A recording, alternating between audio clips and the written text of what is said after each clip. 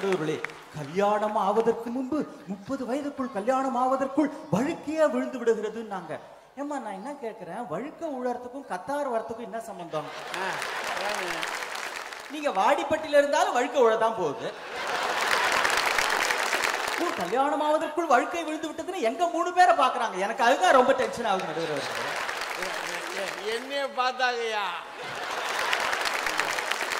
காலையில எழுந்தா பாத்ரூம்ல தண்ணிக்கு கியூல நிக்கணுமே அப்படின்னு நினைச்சா தூக்கமே வராது. அப்புறம் எங்க இருந்து கனவு வருதுன்னு. என்னம்மா நீங்க அங்க சென்னையில எங்களுக்கு இந்த பிரச்சனை கண்டிப்பா கிடையாதுமா. பாத்ரூம்ல கியூல நிக்கலாம் மாட்டோம். ஏன் தண்ணி வராதுன்னு நல்லாவே தெரியுமா. ஆனா அவங்க ஒண்ணு சொன்னாங்க பாருங்க, மனைவியை பிரிந்து விட்டு வருவது என்பது ஒரு கஷ்டமான விஷயம். நாங்க உண்மைதான், நான் ஒத்துக்கிறேன். ஆனா எல்லாருக்கும் எல்லா இடத்துலயும் அப்படி கிடையாது. நீங்க அங்க உள்ளூர்ல இருக்கிறவங்க எல்லாம் என்ன அப்படியே ஒன்னா இருந்து உம்மா கொடுத்துட்டு இருக்காங்கன்னு நினைச்சிட்டு இருக்கீங்களா?